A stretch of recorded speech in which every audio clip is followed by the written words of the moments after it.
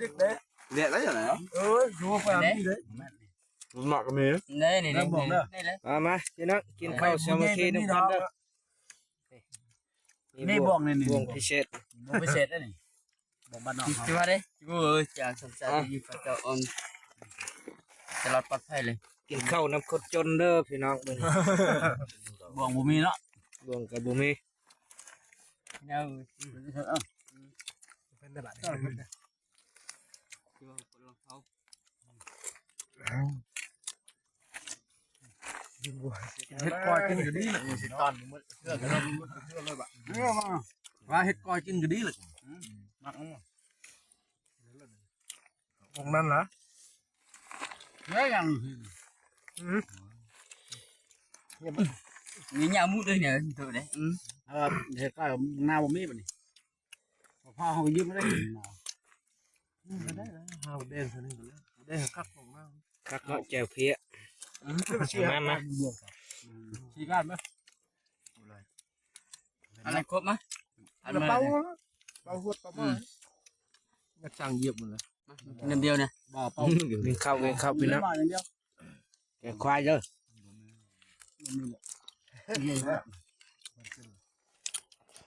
ลองบ่นู้จากบ้านบ่นู้นเอาตอนกันยกตอนกัน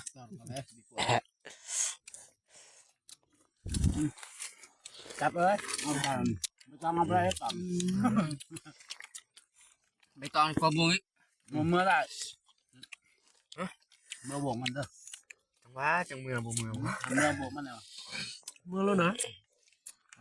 เมื่อเอาเต้นคนนี่นั่นนะเจ้ามาอะไรเต้น mưa mình đi đấy ไปเว้า ไก่มันจะเมื่อไก่บ่ เมื่อเป่า หอดจมูกมาเถอะทำไปแล้วเดือน cái đi này เมื่อเต้นคนนี้หามาซื้อฮะ เดือนเนาะคาคู อย่าเดียวนอนหลายคนเขาคนแบบงักหรือไรนอนอยู่เนาะนอนอยู่ใน เราคนได้เขาจะไหลองค์นี้คนคนเดียวเขาคน คนจังหวะเดียวได้องค์ไหนมันหลายจังหวะบ่รุ่นเรามีมัด คนละปุ๊กล้อ ทีมงานเก่าพี่น้องไม่เจอกันอีกแล้วกินข้าว นั่งไงนี่ งานคนรู้ โอ้ใครมาหักมาหน่อย อื่นเขาให้นี่ได้ให้อะไรเนาะ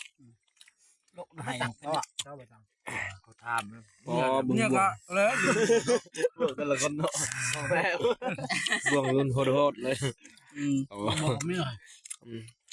thực lên đó nè คักเบิ่งเอาพี่น้องอยู่เห็นบ่วง นี่เดี๋ยว เอาเลย team ngàn นี่สิเด้อ โอ้ยทายเขาอิ่มก็ต้อนมั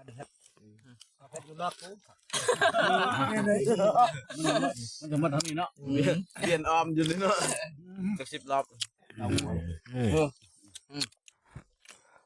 ใหม่เนาะ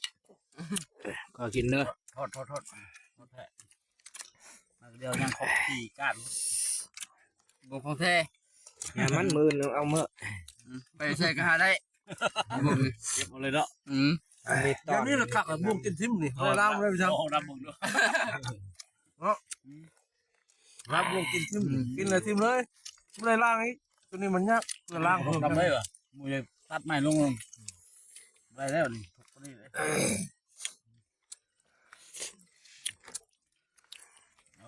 ว่าทำเขาโรงงานเลยเนาะไม่ได้ก็ ไหน เรื่องเห็นไหมมันก็ใจหมูตรงเดียวแหละใจตรง